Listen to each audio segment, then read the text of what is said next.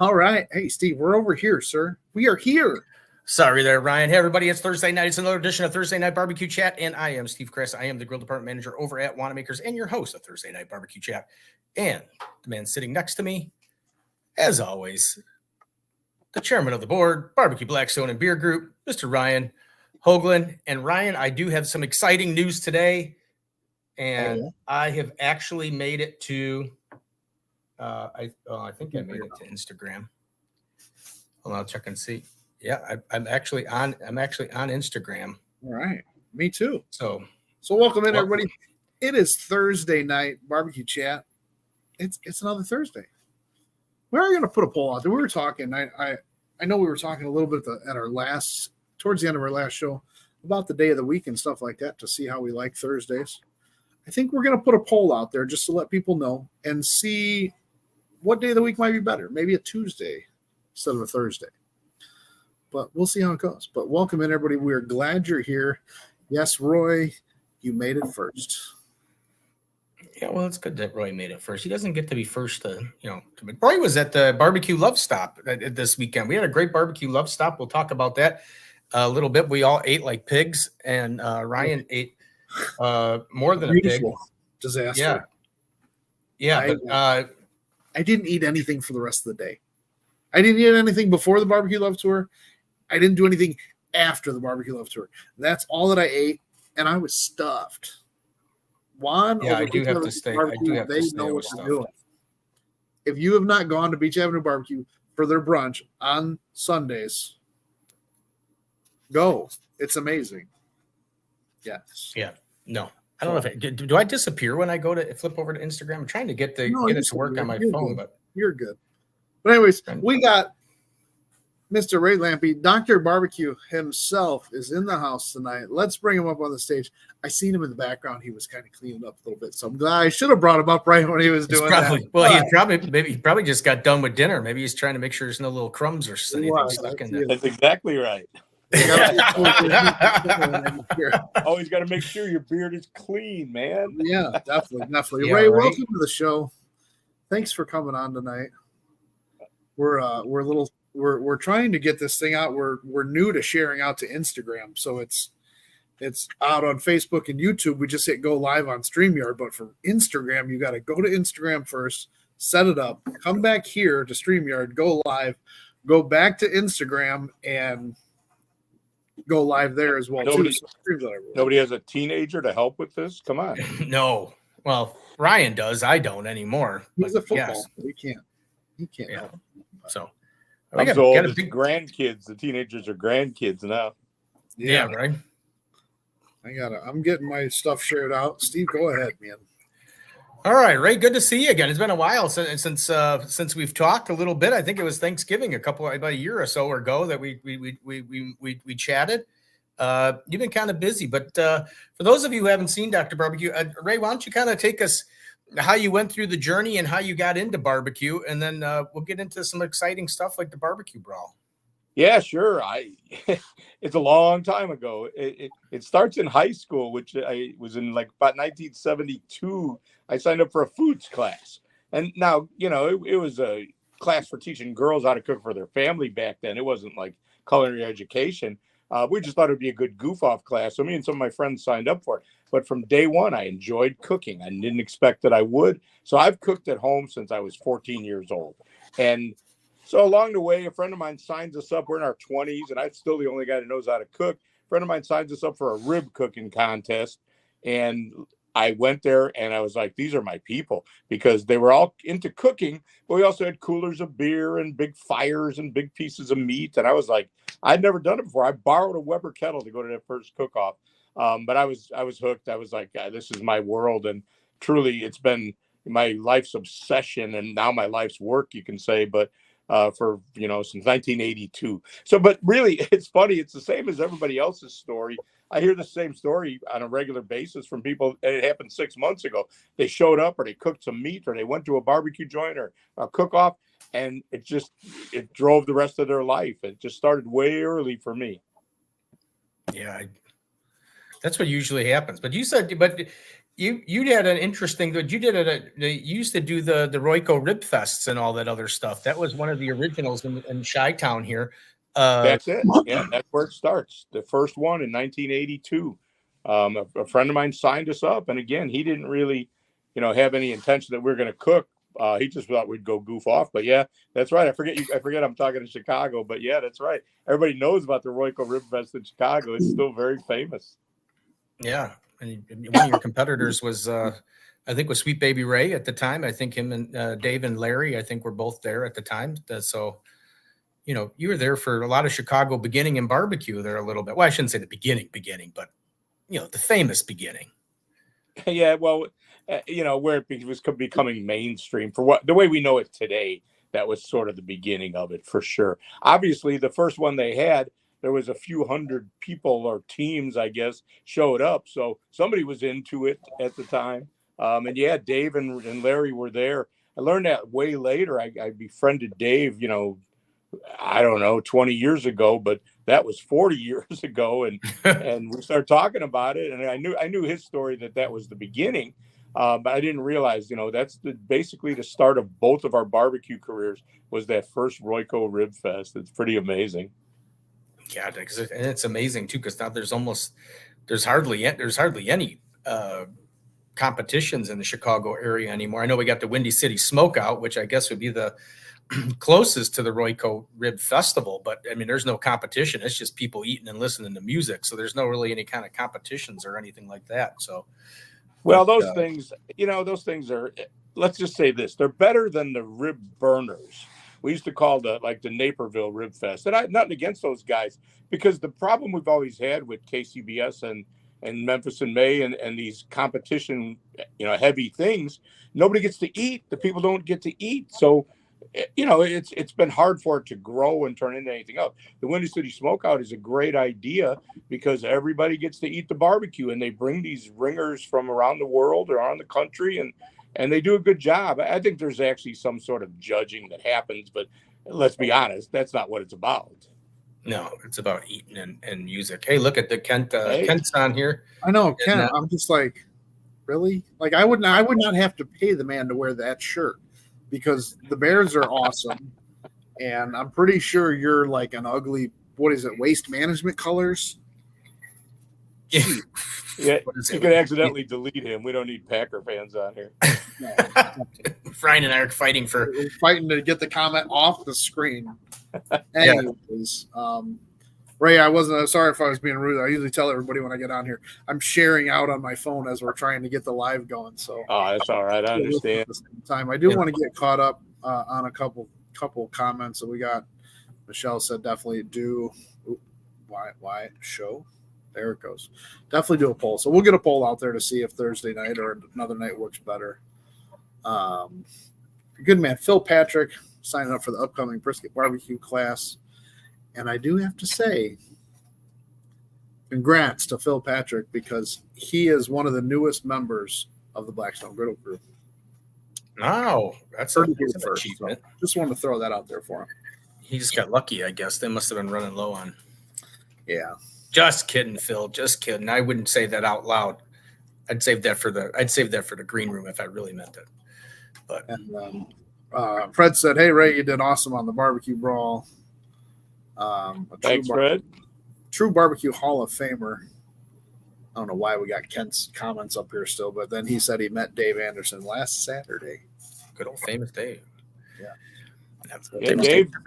Dave is also a Chicago guy, and I've had the pleasure of hanging out with those guys a lot. It's really so. There was a day about 10 years ago.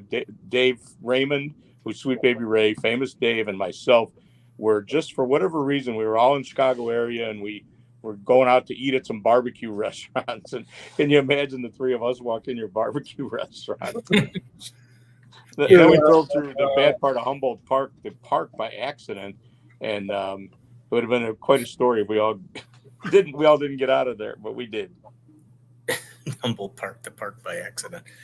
Well, there's a picture. She'll put that picture that I had up there. Ray was at Wanamaker's a year ago in the summer for his class, and I got one of the best pictures you could probably imagine. I got a picture with 3 living barbecue Hall of Famers. I don't know if you can see it, Ryan. There, it should be near the bottom somewhere.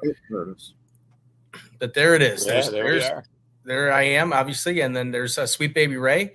I don't, Dave Raymond there. It was sporting the long hair for the first time. That was the first time I'd seen him with the long hair, and then of course the meathead, the master of communication, I guess you could say, and then good old Ray, Dr.BBQ. So that was kind of a neat experience to have all those guys at one location at one time. So that was kind of neat. And Ray did his little burger class and everything. So that was kind of hip and exciting. Everybody liked it. That was the burger class because I was there for that. I remember. Yeah, we had some fun. That was nice. There was a lot of fun doing that. I mean, it's always chaotic at those things, but still, I think everybody has a good time. And it was good to see those two guys too, for sure. It's there are more Barbecue Hall of Fame members from Illinois than any other state. Isn't that weird? How is that? I don't. Well, hey, that's because we're all quality people. I think that's what it is. Maybe we got Mike, Bill, Mike Steve. and Pat from Murfreesboro, right? And we got the 3 guys that were there. Who else? Who am I forgetting? And we had Leanne Whippen went in last year. Who Leanne? She had some quality barbecue time in Chicago, so we could play her too. There she is. She's great. Leanne lives near me. I see her all the time. We've always been really good friends, but now I live a half hour away and I see her way more than I used to, and pretty happy. Yeah, no, she was just on the show last week and said some interesting conversations. Yeah, you can't check that one out. Go back and replay it. But that was a good show. She didn't say equally nice things about me like I just said about her. No, well, I don't know if you didn't actually come up in the conversation, so I'm sure she would have said fantastic things about you if you would have come up in the conversation. But we did talk about Harry Sue and his ganja bag, and that kind of took the whole conversation in a different direction. But yes, it did. How did you? So what got you into the TV aspect of the whole? The Food Network, and then all those other good things, because you're one of the original barbecue people on the Food Network, as far as I know, by true barbecue people. I mean, there's Bobby Flay says he's barbecue, but I think he's more of a chef than a barbecue person. But I've probably been on more Food Network shows than the core barbecue guys have. And part of the story goes, the reason why would you get on TV? Because you wanted to promote stuff. When I moved to Florida.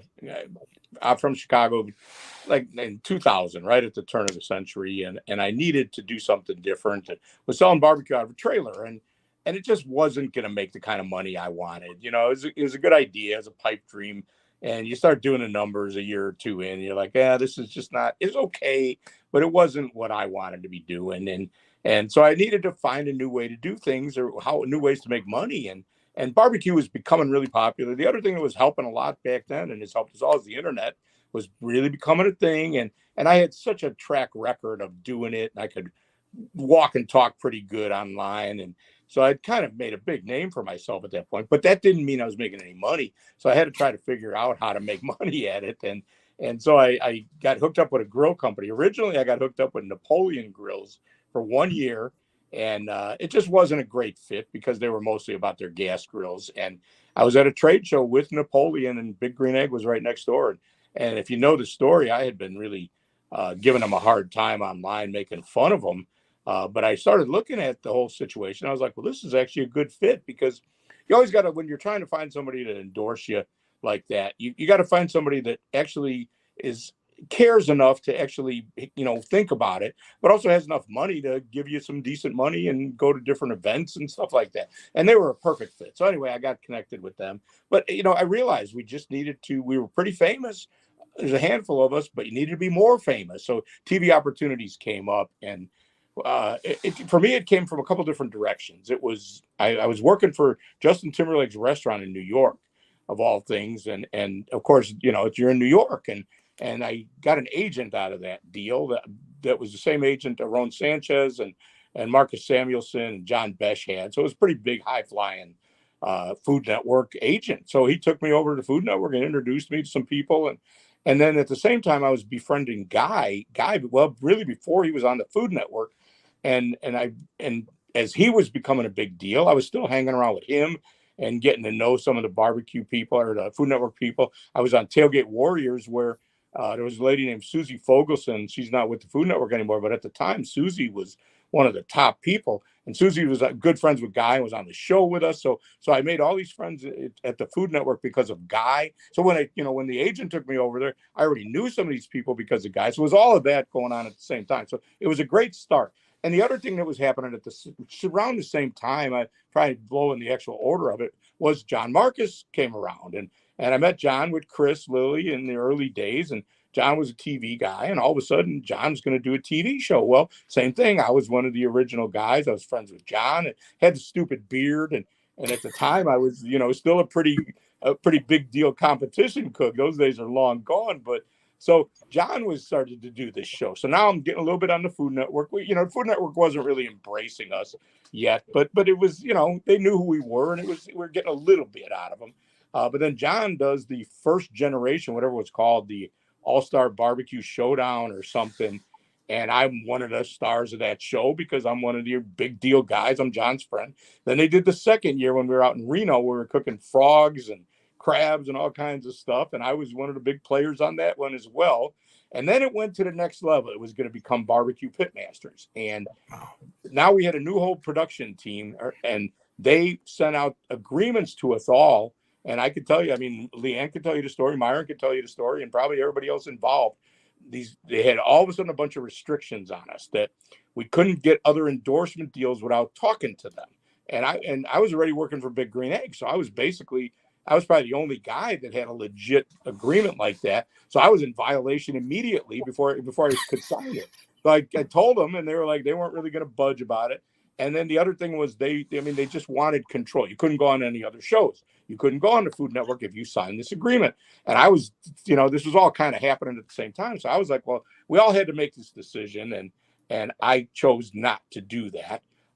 Myron, I'm sure I had a conversation with him about it at the time. He chose to do it. And it clearly worked out well for Myron. He took the lead on that whole thing and really made himself a big star because of it.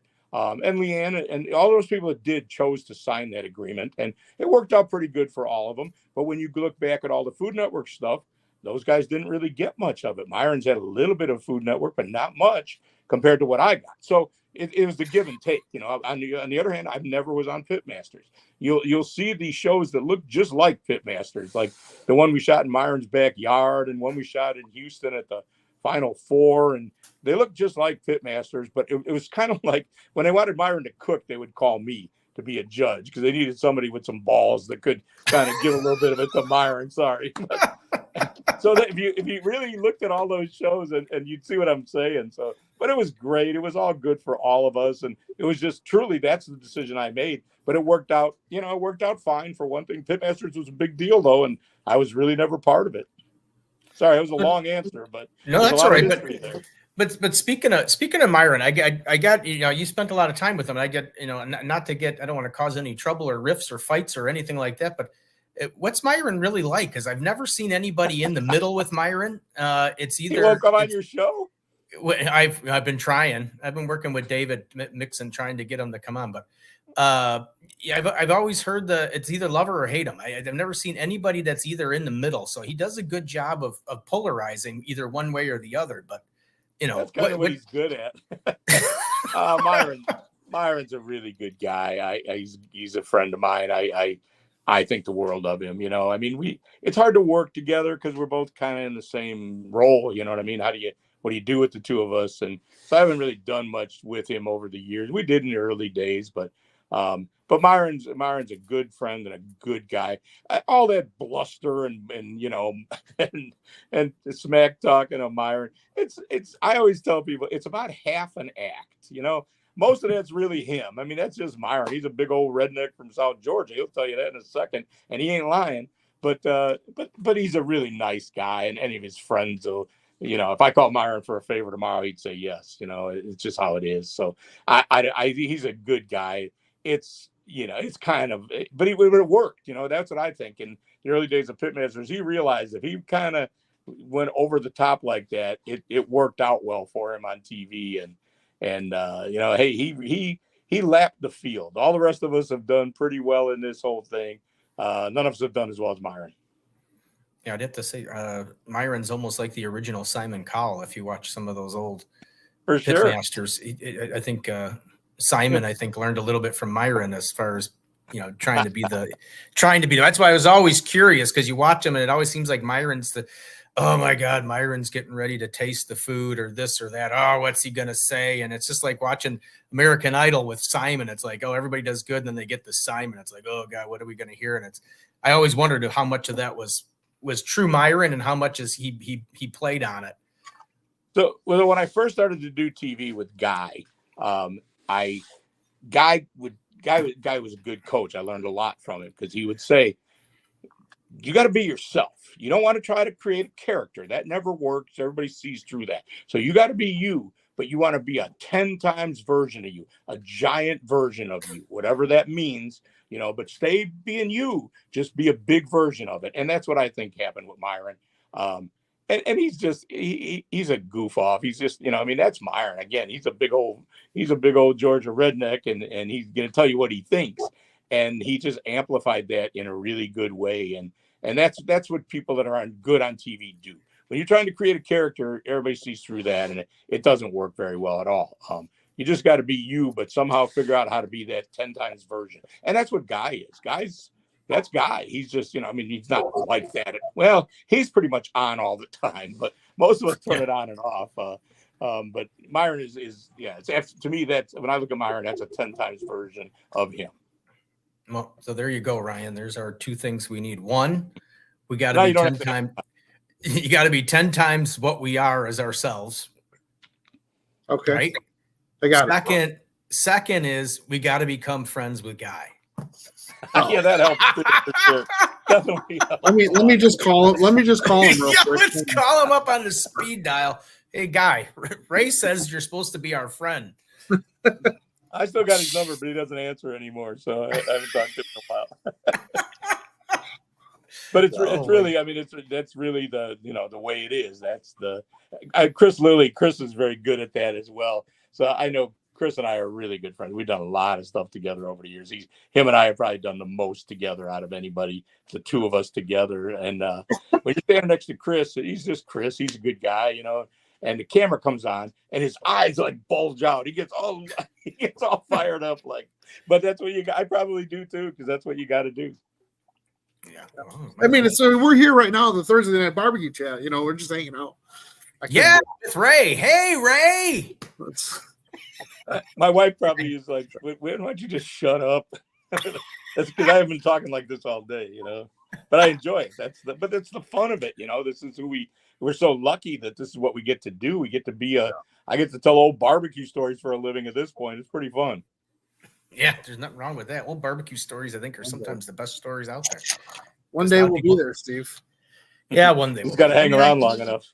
Got to hang around long enough and do something. I got to find something to do something that gives me enough stories to tell, like you got. But well, it's weird because to me, when I look at what's happening now, obviously the internet and social media has had such an influence. It makes it easier but harder. So it's easier to. You guys are on TV right now. This is what modern TV is. So it's not that hard. I'm not saying you didn't work hard to do this, but the good news is, you can do this. The bad news is so can everybody else. So, now you got to somehow figure out how to separate yourself. When we were coming up, there was the guys that really had it. And then the other guys that, not everybody wanted to be the star on camera. Nowadays, everybody wants to be the star on camera. And again, they're all good at it. So it's tough to sort it out. Yeah. Oh. Tough to keep up with. Yeah, there's so many different things out there and so many different avenues to watch. You can't watch. I used to be the only guy with the stupid beard. Now everybody's got one. Yours look fine though. You guys have nice ones. Good save, Ray. Good save. Yeah. Well, let me see. Hang on. Okay, there we go. We're about it. Yeah, I was putting mine in. I was making sure you could see mine. Yeah, you could tuck yours in your shirt, Ray. But So but when did you actually surprised me with the barbecue brawl thing. I didn't realize that you were even gonna, I thought you were done doing that kind of stuff. And then here, behold, there's a post online that Ray's going to be on the barbecue brawl. And the sad part about it is I don't have normal TV. We stream everything, and I don't have access to the Food Network. So I didn't get to see any of it. And the Food Network doesn't let you look at anything on YouTube either. So it's kind of, I should know what the streaming service is, but I don't. But it does stream at some point. But it's probably that Discovery Food. What is it? Food Discovery Channel or something like that. I think it's Max. I'm sorry, Victoria, who's listening to PR people. They've told me a million times, and I should know, and I apologize. Look, just Google Food Network streaming, and you'll find it. Everybody. So yeah, I mean, it's just the nature of it. It's really been interesting. More than a couple people have said to me, I'm going to wait and we'll just stream the whole thing at the end because that's how people watch TV now, which is really interesting because the Food Network and not the Food Network isn't still a big deal. It's a huge deal, but it's different than it used to be. It used to be the thing. Now it's one of the things. And I wonder, it'd be interesting to know how many people watch it live and how many will stream it. It'd be an interesting story. But anyway, I hadn't done one of those in a while. And honestly, all this influencer thing has really kind of knocked us. I don't want to say knocked me down, but there's so many good people out there now with all the million followers, and they're all working for all the brands and writing cookbooks. And, which now I'm going to tell you, my old cranky old man look at this is why you people quit writing cookbooks for no money. And maybe we could all get paid again for doing that. But whatever, people write cookbooks now to make a name for themselves, to build their brand. Yeah. I wrote cookbooks because I already was a big deal and they would pay me a bunch of money to do it. And that's why I like to write cookbooks, not to make myself famous, but I had a little different path than what's happening now. So anyway, it kind of faded, and it's okay. I'm old enough to not be that worried about it. I'm about half retired, and this week, next week could be a different story. You never know what happens, but there's still a little bit of action for guys like us hanging around, but it's different for sure. So, but anyway, the reason Barbecue Brawl, I actually applied for the Netflix show because it came across my, you get those, all of a sudden it pops up on your computer one day, like, they're looking for people. And I was like, I'll fill out that application. I filled it out. And I knew the casting agent. I mean, this is how it is for me after all these years. The casting agent was like a friend that had cast me on Food Fighters on the NBC years ago. And I forget what else she did, something, maybe Food Network. And so she called me and I did the interview and they didn't want me on the show. And that's fine. I really do understand. Those shows are very different now. They want young people that can cook different ways and that look different and act different and a nice diverse group of people and of cooking attitudes. And I get that. So I didn't care. I moved on my way. And then I got a call from the guy from Barbecue Brawl, one of the showrunner, who's an old friend of mine, same thing, from doing all these shows over the years. And he'll call me on a regular basis and say, who am I missing? We're looking for new people. And, is there somebody out there I'm missing that could be good on this show? And he knows I'll give him some good answers. And if I can, over the years, it's become where anybody I mention, he already knows about them because of social media. There's no secrets anymore. And frankly, it's got to be hard for those guys to find that next new person because it's out there, And so I rattle off a few names and he knew them. And I did help him with a couple of them. Andrea Nicholson, who was on the show from Canada, was an old friend of mine from doing Fire Masters. I did that show in Canada with her. And so she ended up on the show because I had given them her name. And I don't know what else I gave him this year. But anyway, it's always a good call. He's an old friend of mine.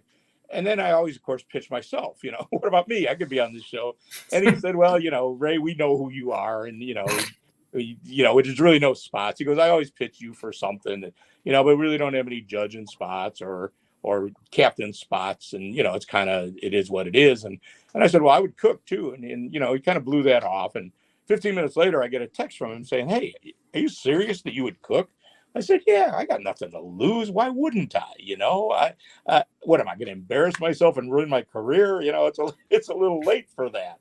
So I was like, yeah, heck yeah, I'll do that. I obviously they're gonna the way they cast things to these things now. I was gonna be the old guy that did this forever, but they started, as they put their puzzle together, they were like, yeah, that might be a good fit, and if you were really serious that you would do it. I was like, yeah, I'll do it. I why wouldn't I? I'm be happy to. So they called me back and said, okay, you're in, and I went down there, and of course I got to be the oldest guy ever been on the show, and some part of it, I think Bobby, I think is 59 now. I think Bobby put me on so he wouldn't be the oldest guy. But I didn't care. It doesn't. I work with young people all the time. I don't work with people my age. I thought, I really don't have any interest in working with people my age. So anyway, it was a good fit, and it was really cool to meet all these young hotshot chef barbecue people. And one of the things I said in my exit interview that never made it to the air, but was, it's interesting to see this. I love seeing this because we came in here not as chefs. We were barbecue guys. I was a truck driver that became a barbecue guy. And over the years, chefs started calling me chef, so I can accept that. But this is different. These are guys with big culinary chops that are taking barbecue on as a hobby and then as in part of their restaurant. And some of them, that guy Bruce is a high-flying chef with quite a resume, but he blew all that off and opened a barbecue restaurant in Las Vegas. I mean, Hugh Magnum as well.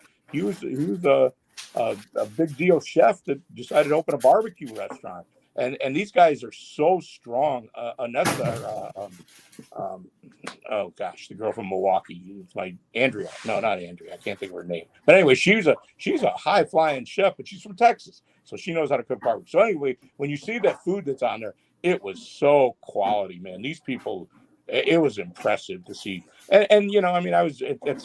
I don't want to say it out loud, but I was a little over my head with some of these people. They're so strong. But they were respectful to me, and I hung in long enough to make myself proud. And it was a blast, man. And if that's my last one, that's great. It was like a little swan song for me. It's the last hurrah. Actually, well, at least you're Milwaukee. Geez, I almost forgot her name. See, that's the hard part with hanging out with old people. They forget stuff. I know the feeling, Ray. Wait, it gets worse. Well, I mean, you did good. I mean, I was nervous that you might be the first one out. I mean, because sometimes they don't cook a lot of like real barbecue stuff on Barbecue Brawl. So I was kind of nervous. Anytime I know that somebody's like a real barbecue person, I kind of get nervous. I mean, Leanne was on last week, and she said in the first Barbecue Brawl, they had to fight for their own meat and everything and all that other stuff. That happened with us too. Well, Leanne, over the year Leanne did it at least, though. There was more real barbecue people, and they cooked a whole hog and stuff. Yeah, we cooked a 40-pound hog. That was not in 2 hours. I mean, that's the challenge of it. Well, Bobby asked me when they came up to first go around and say hi to everybody. And I don't really know Bobby, but we've both been around so long. It's not like he doesn't know who I am. And he came up and he said, first of all, he said, do you think these people are all, the other contestants are all intimidated by you? And I said, Bobby, I don't think they know who I am, to be honest, and they all claim they did, but I'm still not a believer that they did. But the other thing is, he said, now, these guys, there's a lot of high flying chefs. You're a barbecue man. And he sort of said the same thing you just said. And I said, well, it's been 40 years. I've cooked a few more things than just some barbecue. So I did come to the table able to cook some things. And that's probably what got me through. But the vegetable day and gas grill day bit me. And what are you going to do? Vegetable day. Yeah.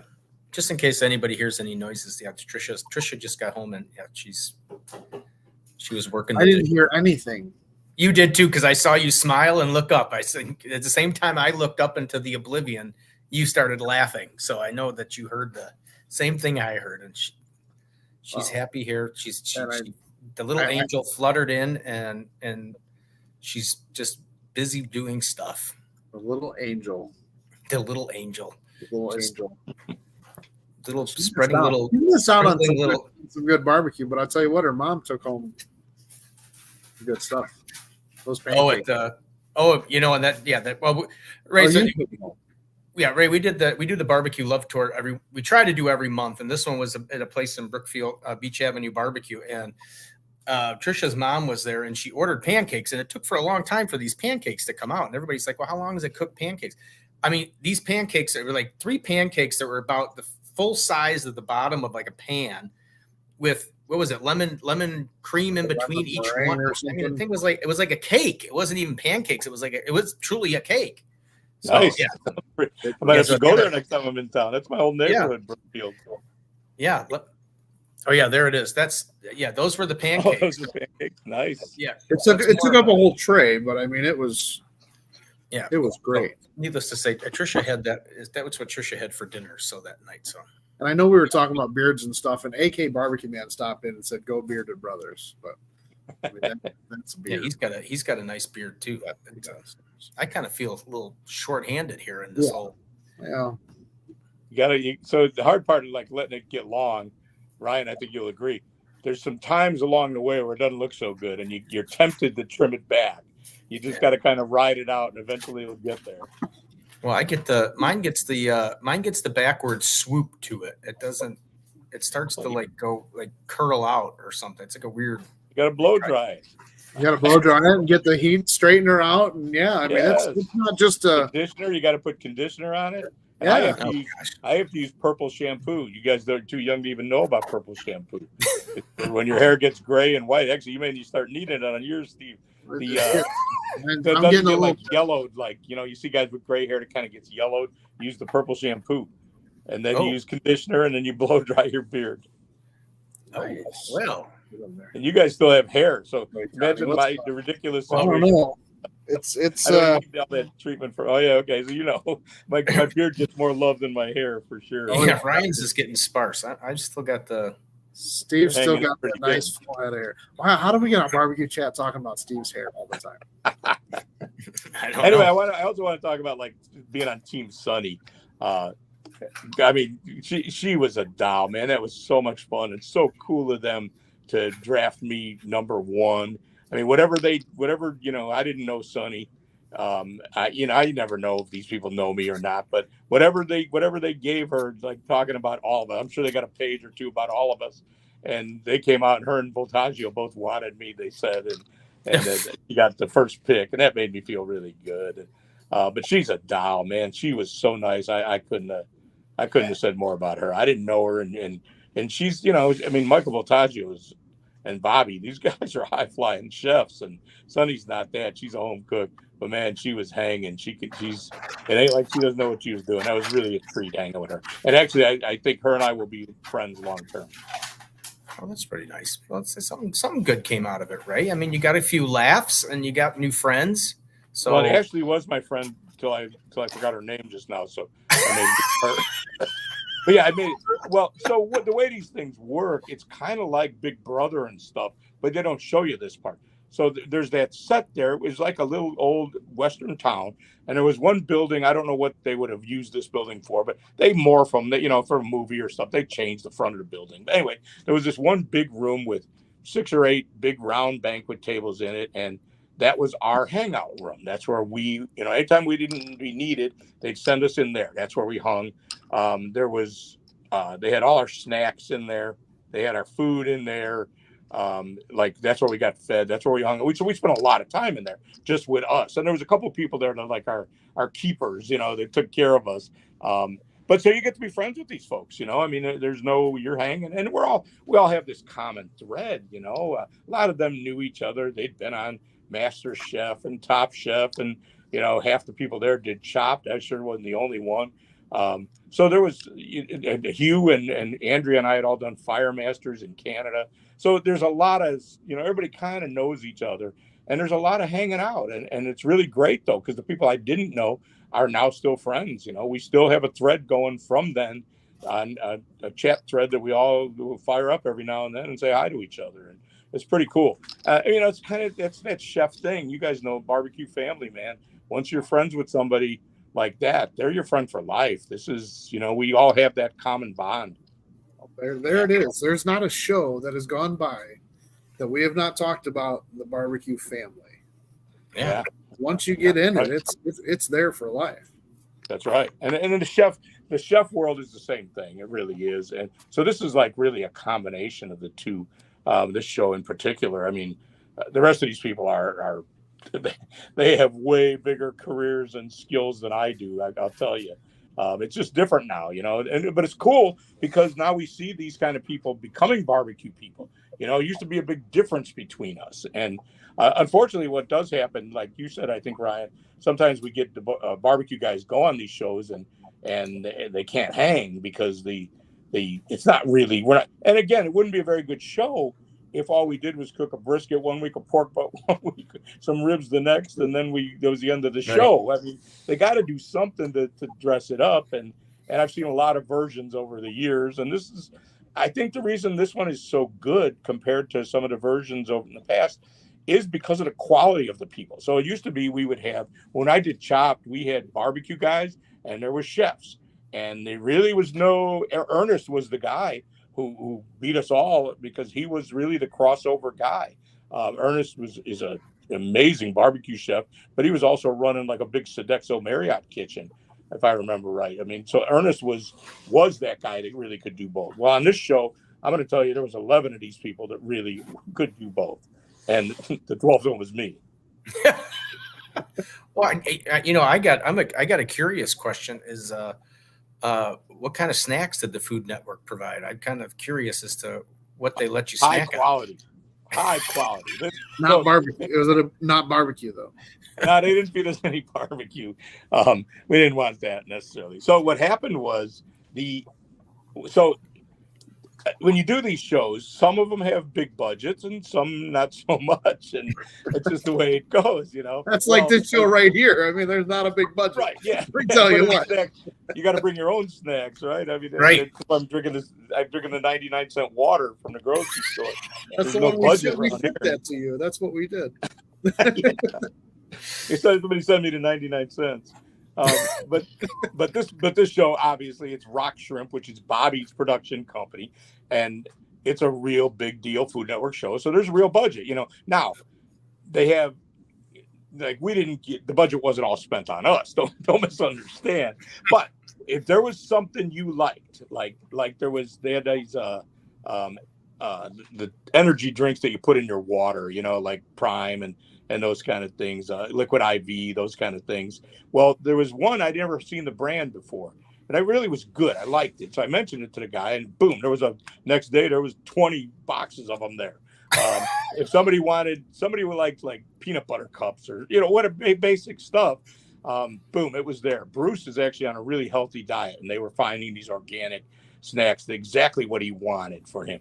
I wanted coffee all the time, and they always made sure there was coffee, and it was really cool that they did that. And really, there was, whatever you wanted, they'd get it for us for sure. And then they had a caterer that was specifically going to make our lunch and dinner if we were working late, which was pretty much all the time, and breakfast. Frankly, most of the days we got 3 meals, and they were supposed to come from the caterer, but the caterer wasn't cutting it for whatever reason. It didn't have anything to do with us, but it wasn't showing up on time. It wasn't the quality. They didn't like the quality. And this was early on, and they immediately just cut that and said, hey, that's it. We're going to order out. Here's the menu. And they would text us all the menu. You ordered whatever you wanted off that menu. We're having Thai today and Italian tomorrow. And it was really great of them to do that.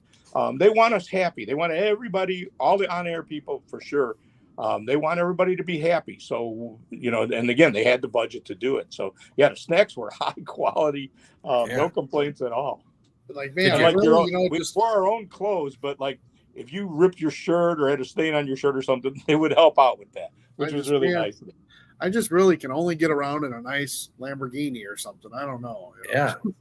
I mean, I thought for sure you'd ask for like some Al's Italian beefs or Chicago hot dogs or maybe a tavern style pizza. I know you're not a big fan of the deep dish. I know you like deep dish, but I know you're not. I'm okay with it. I just don't. I think it's a big misunderstanding that that's what Chicagoans eat all the time. I mean, it's just not. I mean, and because that's, people think it's like, how could you possibly eat that all the time? It's ridiculous.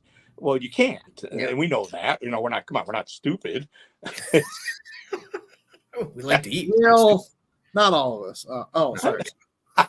I mean, it's okay, but I will take some credit for that because I started ranting about that years ago online. And I'm sure other people were ranting about it too, but there's a big movement now to let people know that that's not what Chicagoans eat on a regular basis. Yeah.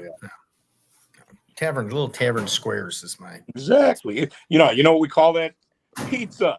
We didn't pizza. Tavern. I don't know where tavern style come from. I don't know. Like, but whatever. I can live with that at least. At least it's the right pizza. The name for it. Yeah. But, Greg, welcome in. No worries, brother. Greg. We're here for you. Greg's been on every single one of our shows. So Greg's a big barbecue promoter, man. He's a good guy. That must mean that I'm sure Greg will answer, but that must mean that Mark Lambert's show is. So it's ending. He's not either doing a show this week because Greg does love Mark Lambert's show, and it's a fun show. We don't have popsicles and we don't cook a lot of good food or anything like that like Mark does. But Greg, great to have you. Everybody can be famous and have a show now. Yeah, right. Well, Ray, you were talking about Mark has done more than most in the barbecue world. That's for sure. No Lambert show. He's in Key See, West. I told you. Yeah, Bray, how come you're not in? You're right there in Tampa. Why are you not at the Key West Invitational down there with the rest of the guys? Well, the short answer is I wasn't invited. I'm no longer a famous barbecue guy. That's what I'm trying to tell you. But I'm actually in northern Michigan. And that's where I've been for 3 weeks now because it's too hot in Florida. I mean, you know what it's like in Key West right now? I'm not that mad that I didn't get invited. Well, you didn't have to get invited. I mean, I think you would have to sign up and buy tickets. I mean, I guess I could have bought a ticket, but I generally don't buy tickets for barbecue events. It's more fun to be invited. I hate to be pompous like that, but I generally only go if you invite me because I get to go to plenty that way. See, Ryan, that's why I'm not going to the griddle battle because you didn't invite me, and I'm not just gonna. I did. I'm not going either, Steve. You're with me, man. Solidarity. We're not going. Steve, we're gonna get Steve out to actually judge. Yeah, you want to judge the griddle battle, Ray? You want to come out and be a judge? When is it? September 14th. I don't think I can. It's too soon. But I am planning on a trip up to maybe catch a Bears game and cook something at Wanamaker's, and they don't know about it yet, but I am planning a trip up. But no, sorry, I can't come that soon. Oh, plus, I'm working for. Hey, Ray's coming to Wanamaker's.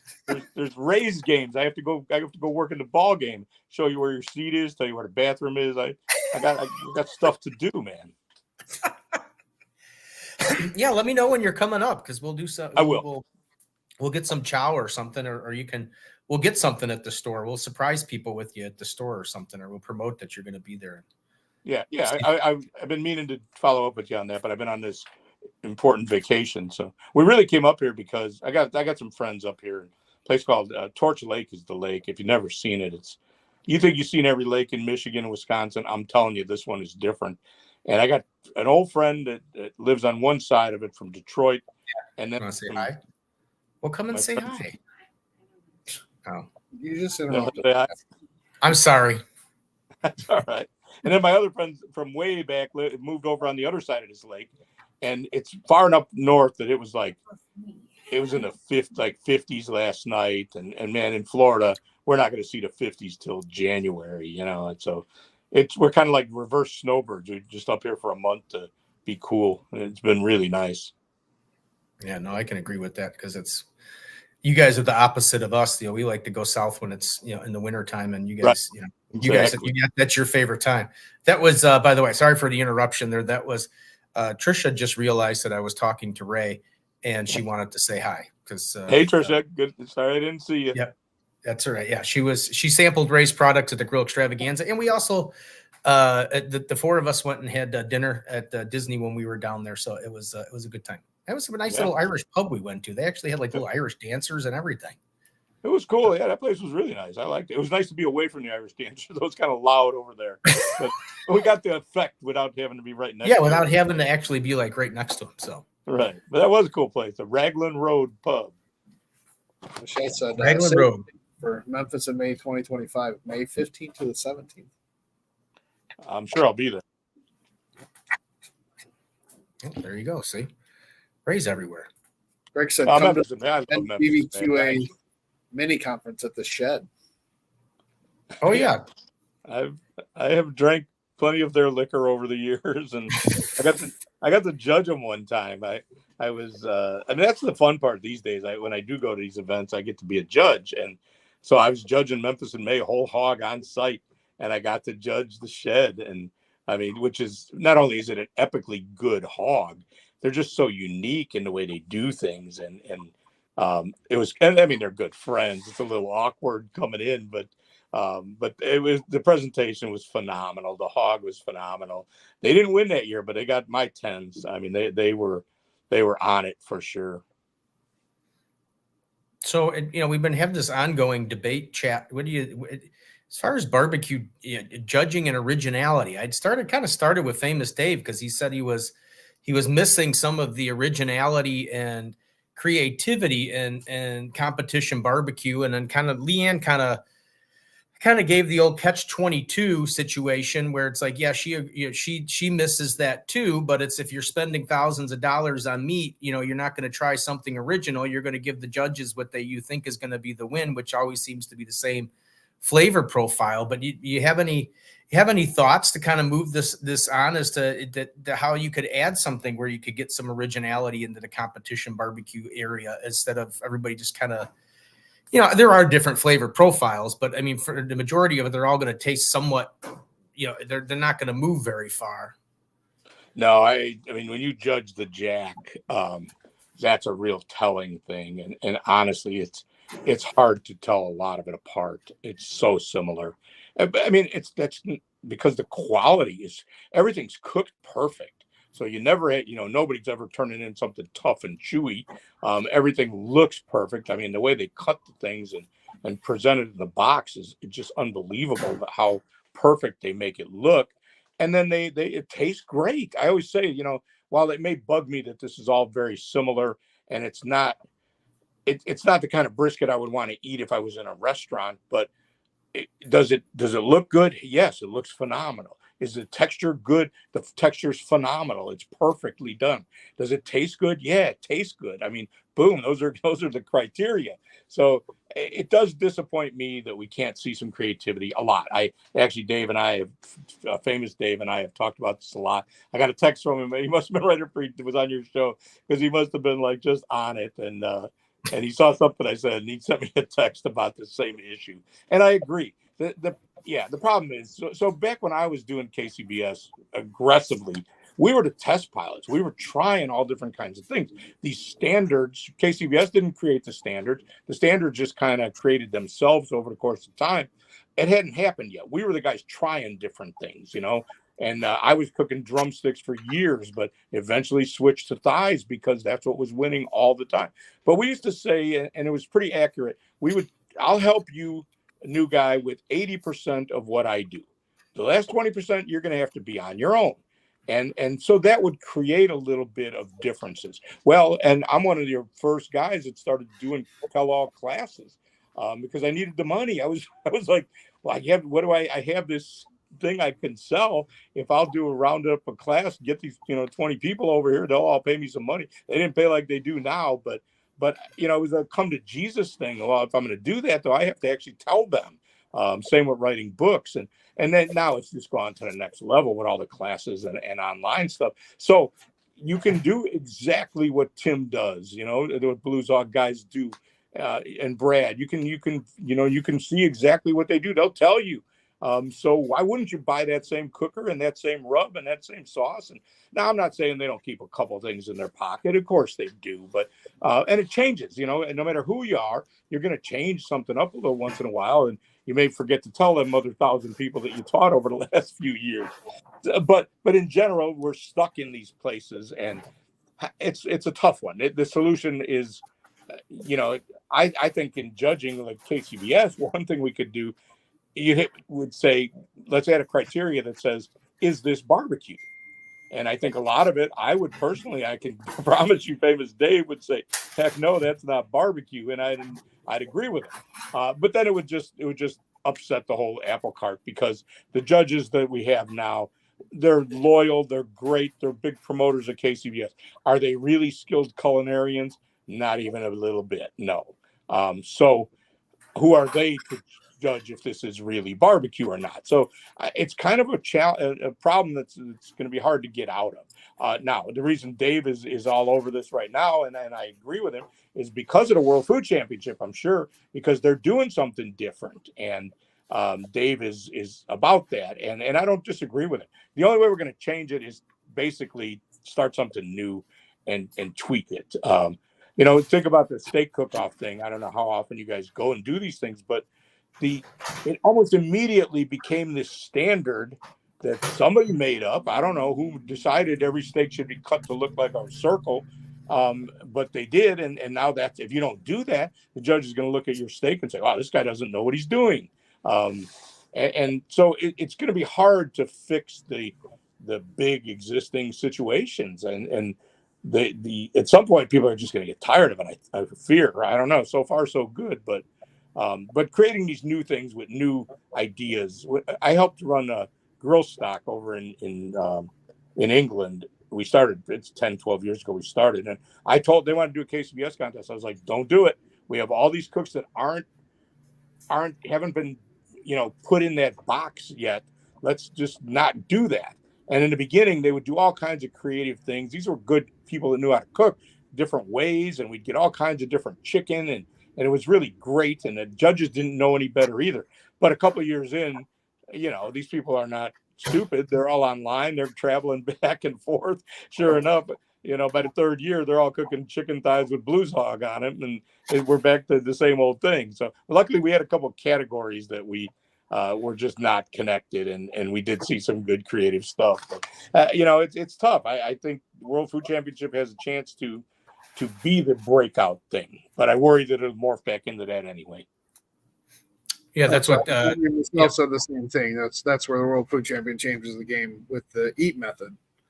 And well, and they also, I'm nowhere near the World Food Championships, but and Steve's gonna laugh, but with the griddle battle, I mean, it's just so many open categories that the possibilities are endless instead of just doing the same four things every single time. Well, you have to really force these cooks, especially the barbecue cooks, out of their comfort zone, or the foods is all going to look the same. I'm trying to remember where it was. I did an early Blackstone thing with some guys. It might have been at the Jack, and we basically gave them different secret ingredients or bags of ingredients, because otherwise we knew they'd all make hash. They just chop everything up and make hash and put it on a plate. And we were trying to get the plates to look nice and show some creativity and stuff. So it's a challenge for sure. Because again, why would you make something different when the other thing wins? You're just going to keep making the same thing that wins. Right. Yeah. But it doesn't advance the hobby very well. Right. Yeah, that was kind of to Leanne's point, and especially now with how expensive everything's gotten and this and that. You're not gonna go to the Royal and like I said, and spend a couple grand and be like, hey, I'm going to change it up this week and I'm going to give them something totally original and see what flies. So it's kind of like that. Who's going to give in first? Is it going to be the cook's going to change it up, or are the judges going to start looking for something different? I guess, or I guess it's got to come from the cook's end, I guess. But the judges are, unfortunately, the cooks, intentionally and unintentionally, we've groomed the judges to like those things. I'm not saying some of it wasn't intentional, or we're all friends. It's not like that's why I don't disagree. Like the way they do the cook-offs in Texas, they literally get judges. They just show up and they don't have to be certified, and now a lot of them judge regularly. They know there's going to be a cook-off there, but they're not the nonsense certification. So here's what I would say about the KCBS certified judge thing, and I'm judge number 700 and something. I was in on it way back when and still am, but it's been great for the sport. It's been great for getting the judges on board. Every judge that takes this class goes back home and tells all his friends, I'm a certified barbecue judge. This is the best thing we could ever done to promote this thing, and it's been really good for it. However, 100,000 plus people are now been certified as KCBS judges, have taken the course. You know how many have failed? Zero. Exactly. So if you got $75 in a couple hours, you don't even need a couple hours. You could probably leave in the middle. They'd still send you your paperwork. So,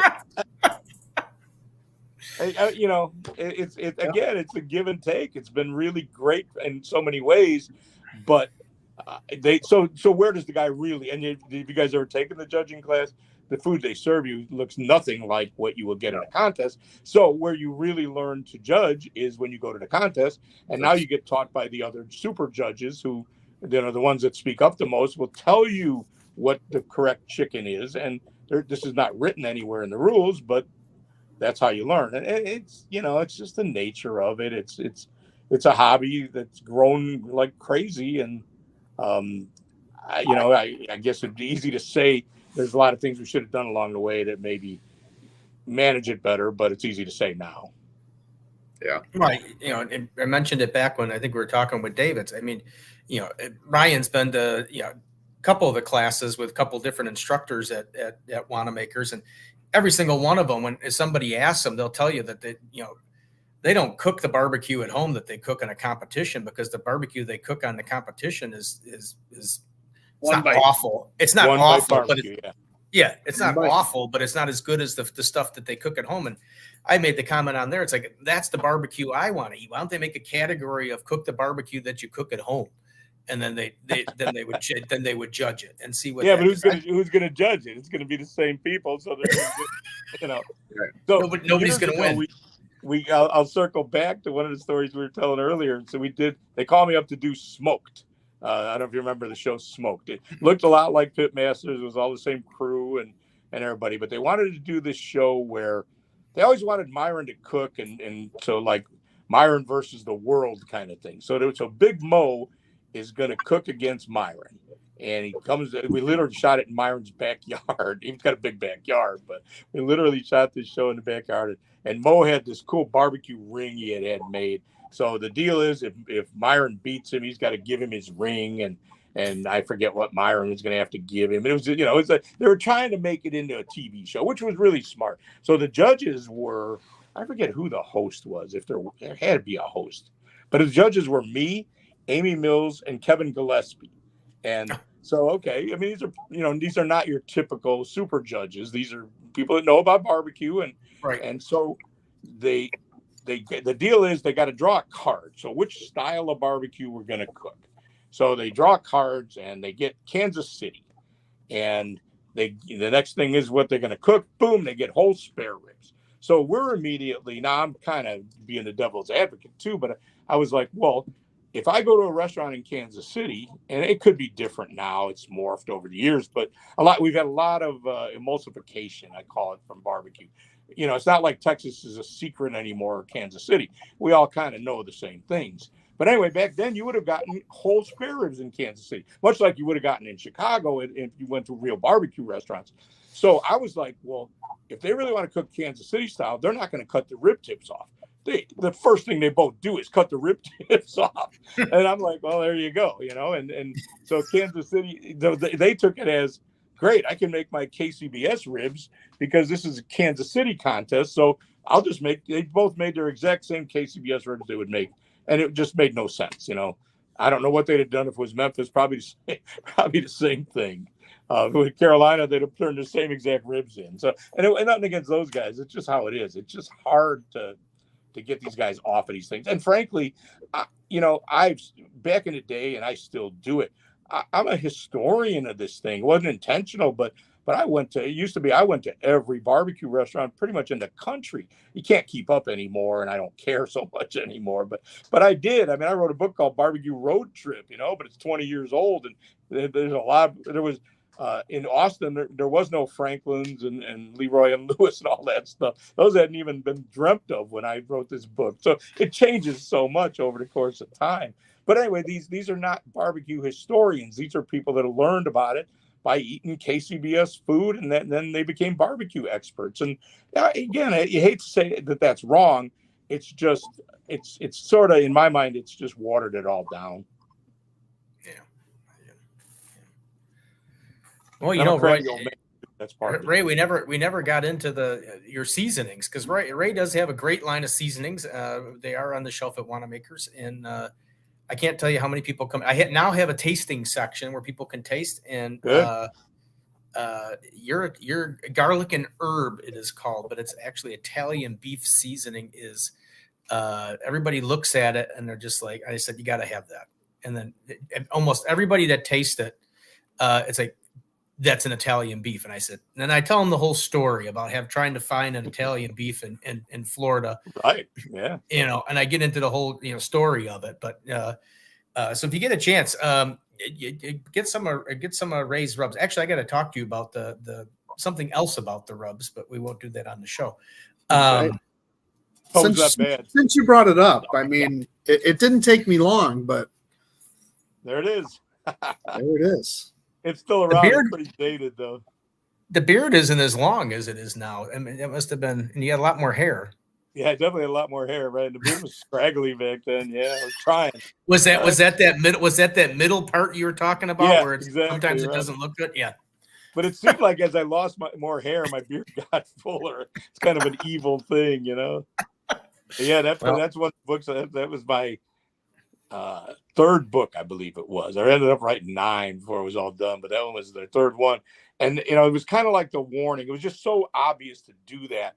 But the warning from everybody, including myself, was, well, the problem is this is going to go out of date quickly. And of course it did, there's plenty of good stuff in there, but it's be interesting to say when I wrote that book, you didn't get brisket in Carolina and you didn't get pulled pork in Texas. And, it's obviously not like that anymore. There's a whole lot of, that's what I call the emulsification of barbecue. It's changed so much. Austin, I went to Ironworks, which is still there and still is a funky old place. It's still there. There was a place called House Park that I heard reopened again. Talk about a funky little place. And then what was the third one? I forget. Stubbs was there. Oh, Salt Lake, technically not in Austin, was there. And then Lockhart, and of course, Louis Mueller's and all those old places were there. Now, Austin was definitely not the barbecue capital of Texas 20 years ago. But now there's all these new, and these guys do such a great job. The food is phenomenal. And they're all, I mean, again, the brisket is perfect everywhere you go. And I mean, you got to mortgage your car to go to Terry Black's. Last time I was in Austin, but man, it was good. It was kind of worth it. I didn't really need that car. That's what Ubers and Lyfts are for. You know what I mean? Right. It worked out. It was fine. leave the car at Black's and then call a Lyft to get home and you're all done. Right. Yeah. So we got any comments we got to catch up on, Ryan? Because we are over the hour. Really. We're there. Let me tell you for nice words about the rub, Steve. It's really, it's not getting as much devotion from me as it should, and I'm trying to work on that because they're good and they're different and they're definitely aimed for you Chicago people. That's for sure. Yeah, no, it is. The two of them are, the two for sure are my picks if people are looking for. They're one of the picks for people if they're looking for something for burgers and steaks, and the Chicago Steak and Chop and the Peach Chipotle. I do have that open, so I let people taste that because not everybody's a peachy person, and obviously the Nashville hot chicken. Everybody's tolerance for heat is different than anybody else's, so it's I tell people that one that it's going to be. There's only so many people going to want that, but it's good if you like hot. Go for it for sure. But the Peach Chipotle, I tend to think, while that one was out of the box, that was the most popular one. The other two are catching up. And part of it is, I think the Peach Chipotle there's a lot of rubs similar to that. They may not be peach and they may not be Chipotle, but it's a sweet heat kind of barbecue rub. And there's just kind of a lot of those on the shelf. There is no, have you seen another Italian beef rub yet? I think I saw a couple of guys with some sort of Italian rub. I figure I'm going to get ripped off on that one pretty quick. Yeah, I think the closest one I know of is good old Malcolm. He's got Malcolm Reed's got Italian Stallion. So I figured, that was kind of kind of in that similar boat. I think it came after. I mean, they're all great rubs, and everybody's tolerance for heat's a little bit different. So if somebody wants something hot, I usually, now that I'm able to do tasting, let people taste stuff. It's always, here, try this one. It's hot. Yeah, the problem is the hot one just straight out of the jar on a spoon. It's brutal. It's just not very, that's not a great way to taste it. Unfortunately, it's much different when you cook it on something. The Italian beef one too. I mean, Chicago people are going to get that joke, but all of them dry herbs, they kind of need to be softened up a little bit and cooked on something to really taste right. Just the way it is. Kind of like Steve, he's got to get softened up sometimes. Exactly. Jesus. But I think the peach one out of the gate, I just from watching the sales on the wall and everything, we're kind of in a peach kick right now, because I know a lot of the peach glazes. I know Heath Riles' peach rub does pretty well, and there's some of the glazes that are peach, and I know that Big Wicks just came out with his peach glaze. I did have some peach chips and chunks for a while, but B&B canceled those. So we're kind of like in a peach flavor kick right now. So that's what caught people's attention on that one right off the bat. And not up here in Michigan, man. It's all about the cherries. They love them cherries up here. Although I did just get a Michigan peach that was pretty good, but man, the cherries are what it's all about up here. It's pretty fun. Well, we all want to make these fruit combination with pecans or spice and a little heat and sweet and fruit. And there's only so many that really fit the mold, and peach is sure one of them. Yeah. Greg's got a comment there. So Ray, are you going to send in the Barbecue News Magazine rub contest? I just never get around to it. I entered one, the American Royal one, the first year I had the products, and the peach came in second in I think the spicy category, the peach chipotle. It's not that spicy, but you got to pick one to enter it in, and it's got a little kick to it. And I came in second. I really was, did well. That's like the last time I entered it. So maybe I will if I ever get around to it. That's why I'm talking about myself, is I'm like my own worst enemy on this thing. I need to put more effort into it. That's part of being semi-retired, right? It's kind of, well, that's why I can't decide if I'm retired or not. You kind of go in and out of retirement, and I get it for sure. Yeah, Ryan, you got anything else left to talk to the good doctor about? I keep forgetting about that we're on Instagram, and Instagram comments don't come over. But back to were there any over there? I've been trying to check mine. It's not as popular over there as it is. I definitely had a lot of people stop in over there. I mean, CJ Fraser stopped in, Michelle's Blackstone. She said all vacations are important. Steel House Barbecue. A bunch of other people. Oh, my sister stopped in too. Nice. You don't think about getting over to it, but Ryan sits there in that chair and kind of sleeps. He sleeps in that chair over there while everybody's talking, and because he's got that comfy chair. This nice little pillow and everything. Yeah. Me and Ray are doing it old school. We're just sitting on dining room chairs, and I'm on a cheap kitchen chair. Yeah, my butt's starting to. I can only go another 3 or 4 minutes. Well, Greg said we'll watch it. We'll end it out of here. But Greg said the Italian beef really should be entered. So thank you, Greg. I'll see if I can do that. I'll try to remember. Yeah, try to remember. Ray, thanks again for coming on the show and hanging out with us for well over an hour now. It's definitely been a pleasure. A lot of great information. So thank you. Always a pleasure, guys. And this is under the guide. Not that I wouldn't always come on and hang out with you guys, but this is under the guise of Barbecue Brawl. So make sure you watch it. It's actually still good. So when I did get kicked off after the 5th episode, I don't know what happened after that. I knew everything that happened up till then, but once you're done, you're done. And wow. So I'm kind of enjoying this. I don't know who gets kicked off in what order. I honestly don't know who won. So it's kind of fun. I got one last good story about it though. So when you do get eliminated, they immediately walk you off the set to another place by a minivan. They push you in and drive you away if you're going nuts and trying to punch everybody.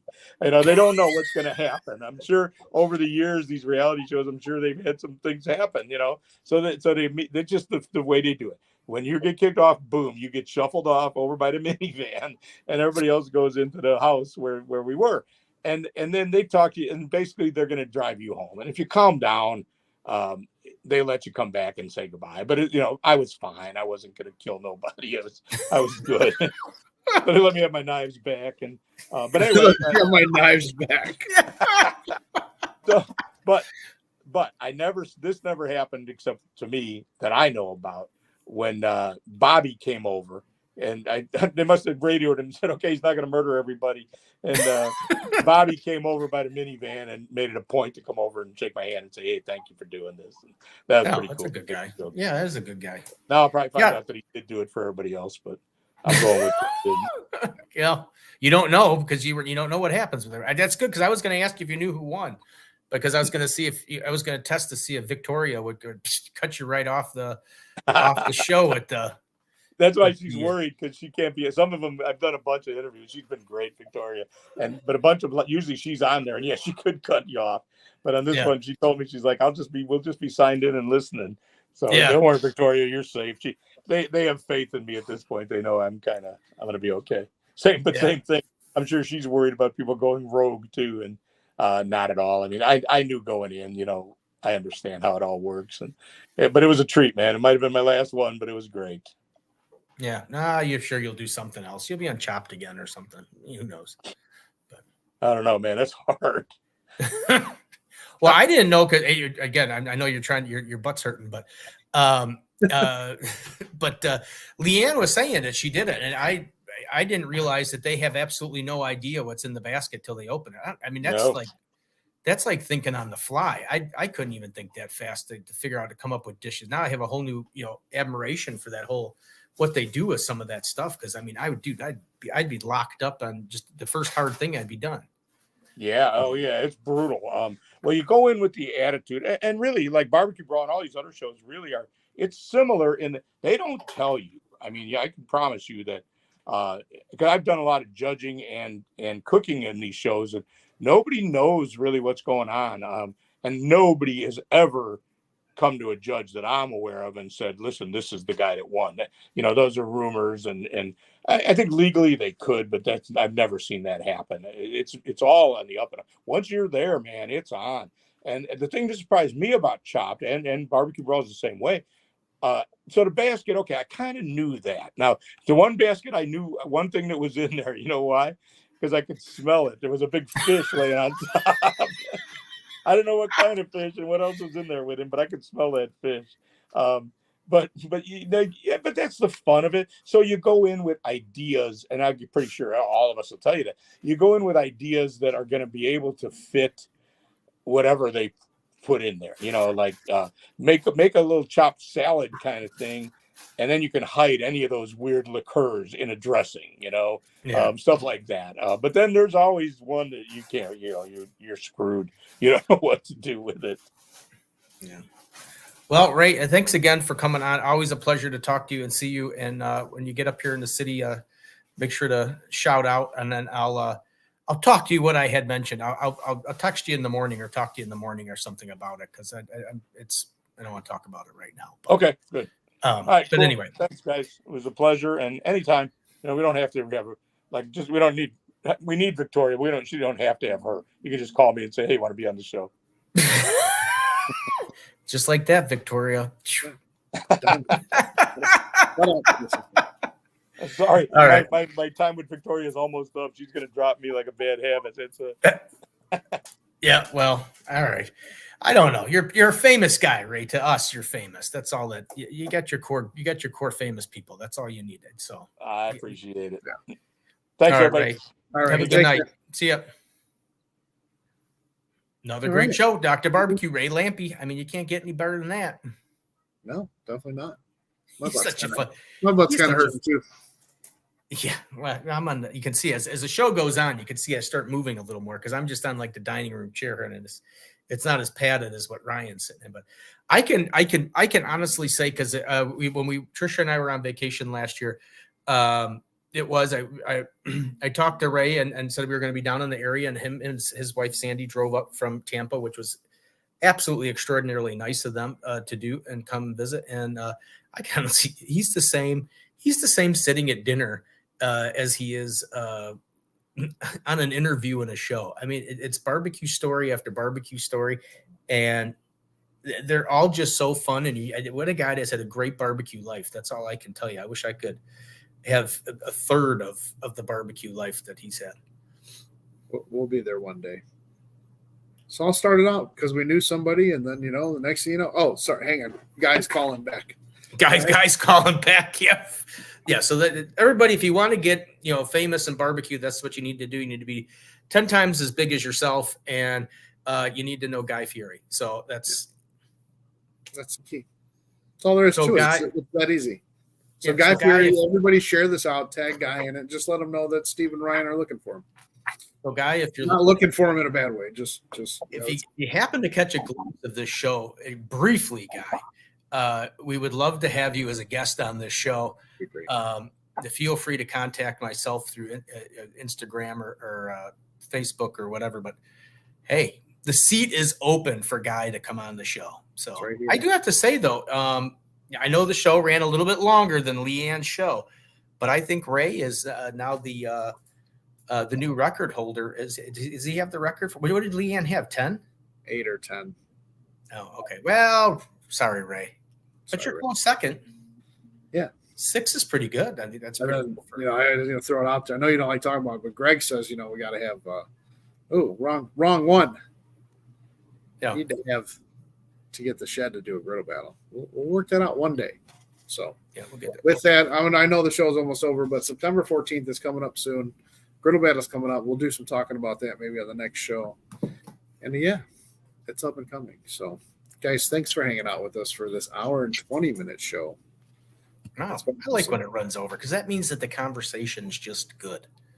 I don't know if Ray thought it was good because he did a lot of talking, but I thought it was fantastic. I love listening to the guys with great barbecue stories, and that's what the show is kind of all about, is just to listen to people tell their good barbecue stories and what's happened in their life, because a lot of them have pretty neat little things that happen to them.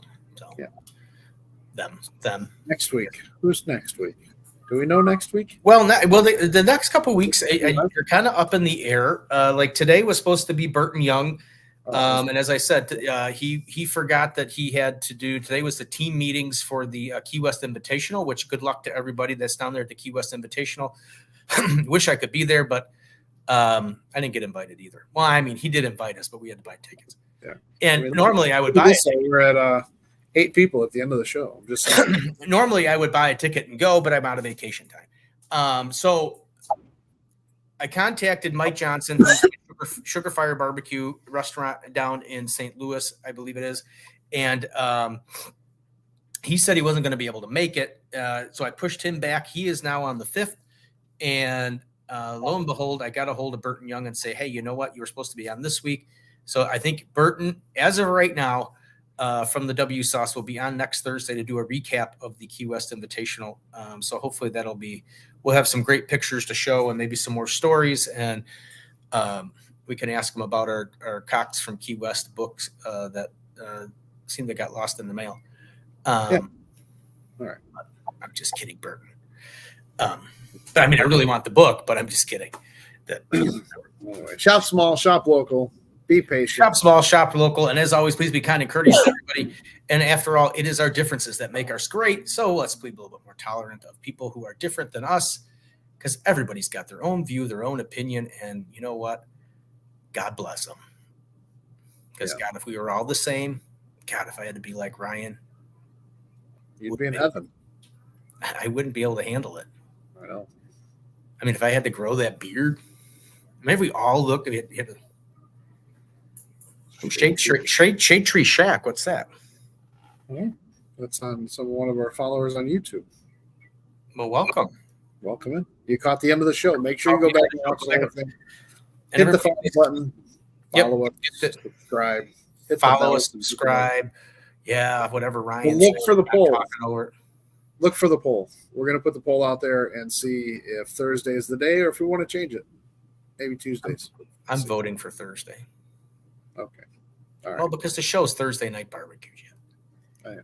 All right, guys. Until next time, I'm Ryan. See you, everybody. That's Steve. We'll see you next time. Take care.